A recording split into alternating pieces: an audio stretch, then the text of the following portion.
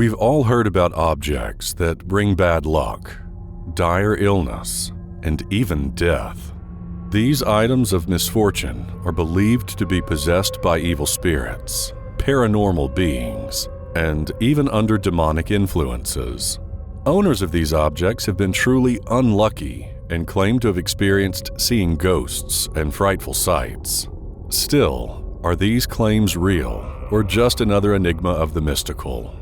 Hi, I'm Mr. Mysterious, and in this video, I will tell you about some of the most mysterious cursed objects that are genuinely linked to freaky paranormal events.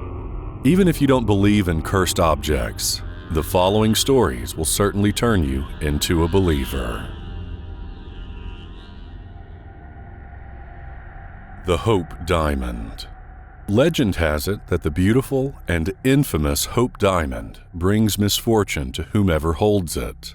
Even though scholars believe that many of the horrific tales and mysteries that surround this diamond are not as perplexing as they seem, the truth is that there are plenty of frightening stories of the stone's owners meeting horrible fates.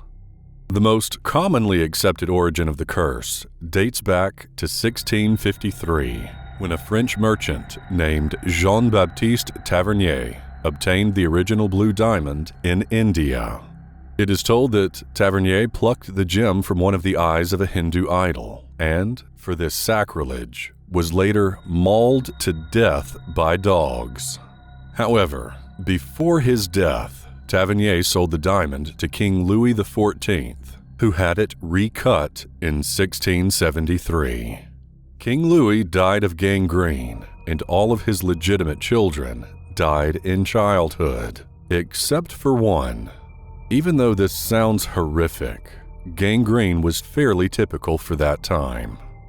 The stone was inherited by King Louis XVI, who, along with his wife, Marie Antoinette, was killed during the French Revolution. The couple lost their heads to the guillotine, and the Hope Diamond was stolen by thieves. 2 decades later, the stone resurfaced in London when the financier Henry Philip Hope bought it in 1839. Somehow, the diamond's curse skipped Henry, but came down with a vengeance on his descendants. The Hope Diamond exchanged hands a few times before Pierre Cartier, who was a famous American jeweler, finally obtained the item. It is said that the stone was purchased by the famous Washington socialite Evelyn Walsh McLean, who became the modern poster child for the stone's curse. Her young son was killed in a car accident, and her daughter committed suicide. Evelyn's husband left her for another woman, and she eventually ended up in an asylum. The jeweler Henry Winston obtained the Hope Diamond and eventually gave the stone to the Smithsonian Museum in 1958. To this day, you can still see the Hope Diamond exhibited in this museum. Interestingly enough, even the postman who delivered the stone to the museum, whose name was James Todd, had his leg crushed in a truck accident shortly after and suffered a head injury in a separate accident. On top of all of this, his house burned down as well. Even if you don't believe that objects can be cursed, the Hope Diamond's history might make you think twice. The Dybbuk Box. Our next story is about a portable wine cabinet that is believed to be possessed by a malicious spirit. This wine cabinet is known as the Dybbuk Box, and its name comes from a Hebrew word meaning cling. A dybbuk is a malicious spirit that is bound to the earth to an object or person to complete unfinished business. It is believed that this story begins when a Polish Holocaust survivor named Havela, who purchased the box in Spain and brought it to the U.S. It seems like she was well aware of what the box meant and kept it hidden away for the rest of her life. In 2003, shortly after her death, Havela's family held an estate sale where a man named Kevin Manis purchased the box in a bundle of other items. Kevin owned an antique and furniture refinishing business in Portland, Oregon. He brought the box to his warehouse and placed it there. About half an hour later, he received a call from his employee, who was screaming that someone was in the warehouse, smashing things and cursing. Once Kevin arrived, he noticed that the gates and emergency exits were locked, which meant that the intruder was trapped inside. He somehow managed to enter the warehouse and found crushed light bulbs littering the ground and the smell of cat urine. The box wasn't in its original place, so Kevin decided to inspect it closer. After opening the box, he found 2 1920s pennies, a lock of blonde hair bound with a cord, a lock of darker hair also bound with a cord, a small statue engraved with the word Shalom, a dried rosebud, and a 4-legged candle holder. After refurbishing the box, Kevin gave it to his mother, who suffered a stroke that same day. The box was then taken by his sister, who noticed that the doors of the box wouldn't stay shut. Finally, they decided to sell the Dybbuk Box to a middle-aged couple, but the cabinet was returned after a few days with a note saying, "This has a bad darkness." Kevin later sold the cabinet on eBay, where a student at Truman State University in Missouri eventually bought it. The student suffered various health problems, a bug infestation, odd smells, and more. His hair began to fall out, and he felt very sick. Even though the young man visited a doctor, all of the tests that were run came back negative. This is when he sold the cabinet to Jason Haxton, the director of the Museum of Osteopathic Medicine. Soon after, Haxton developed severe health problems, such as hives, coughing up blood, and head-to-toe welts. Jason Haxton consulted various rabbis about how to seal the Dybbuk in the box. He secured it in an ark he constructed of acacia wood and gold, replicating the Ark of the Covenant, which contained the original 10 Commandments. He then hid it in a secret location. The Bassano Vase.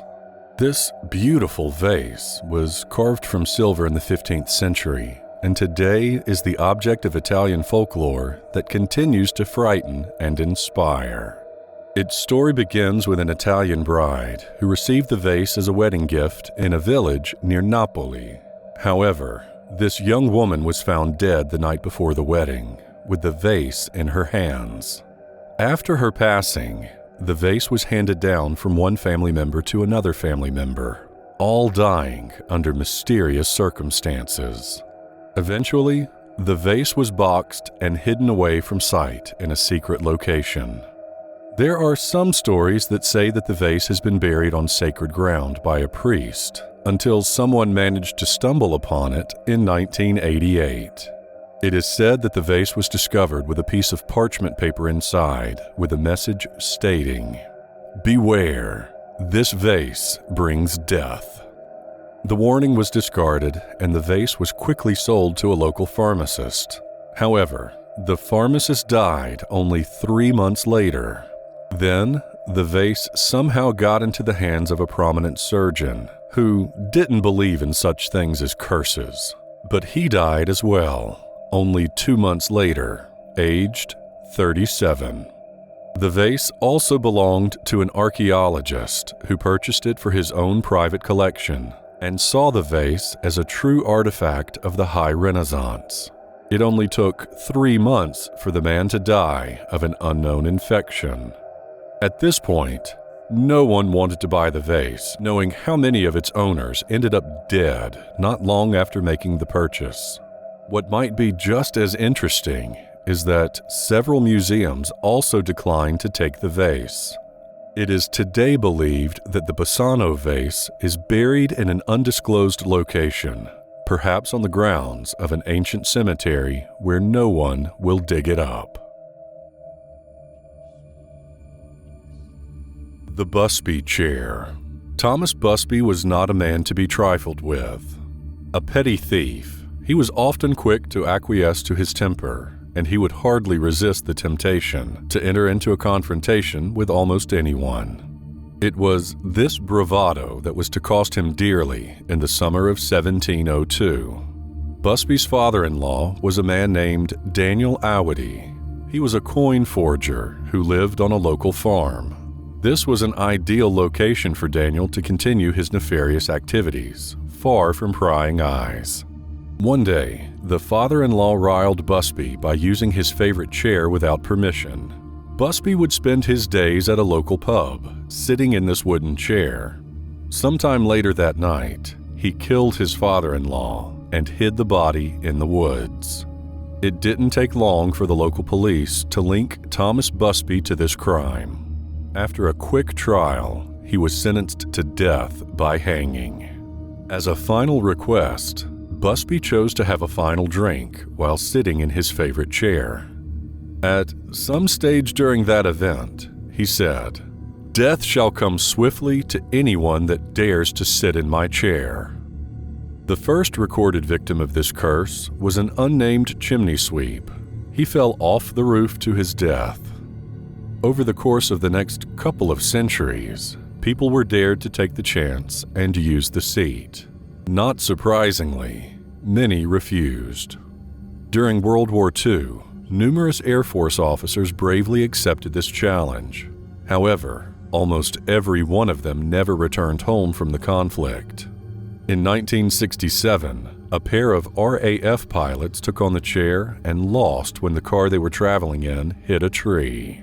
After this event, the landlord decided to take the chair into the basement, where it remained for several years. Still, this wasn't good enough. A bricklayer, who was contracted to work on the pub one year, saw the chair tucked away in one corner of the basement, so he decided to rest on it. That very afternoon, he died in a bizarre accident.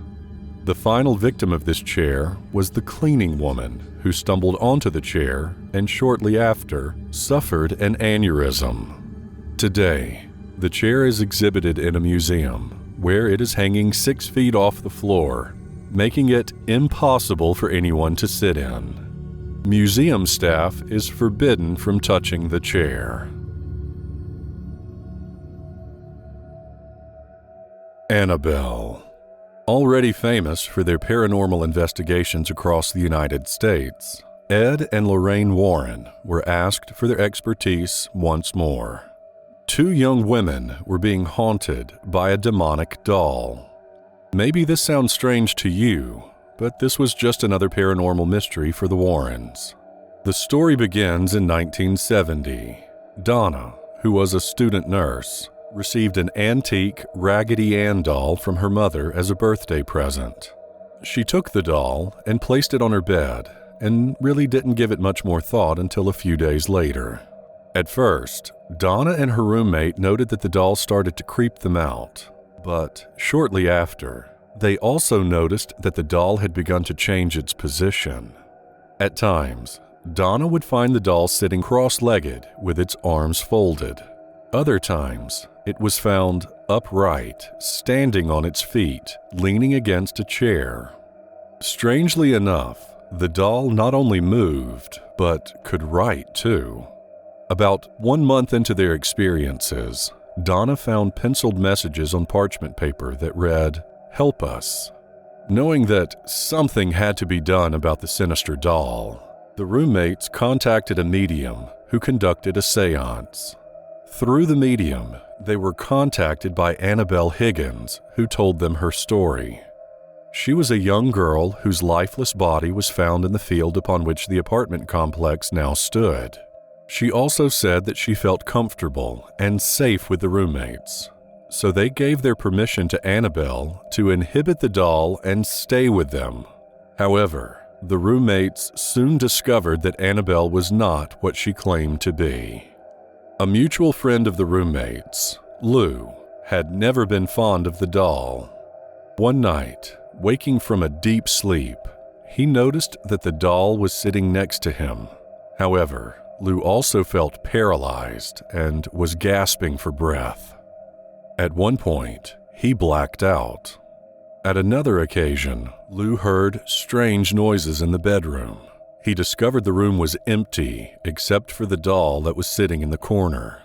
Spinning around, he found himself grabbing for his chest to discover 7 distinct claw marks that were hot like burns. Finally, willing to believe that the spirit was not that of a young girl, Donna contacted a priest named Father Cook, who immediately contacted the Warrens. Ed and Lorraine Warren came to the conclusion that the doll was not, in fact, possessed, but being manipulated by an inhuman presence. They believed that the entity's goal was a human possession. The spirit would have harmed or killed one or all of the occupants in the house. The Warrens took the doll with them when they left. They had a special case built for Annabelle, where she resides to this day, in the couple's occult museum. The locked case has kept the doll from moving, but whatever terrible entity is attached to it is still there, waiting. 2 of the occult museum visitors reportedly crashed their motorcycle after poking fun at the doll's abilities. The man said to have slammed on Annabelle's case died instantly after crashing into a tree en route home from the museum. His girlfriend survived, but was hospitalized for a year after the crash. Tell me in the comments section, what do you think about these stories? Do you believe in cursed objects? And have you ever encountered something similar? If you find it mysterious, share and like this video. Also, be sure to subscribe because you don't want to miss what's coming next. As always, thank you for watching.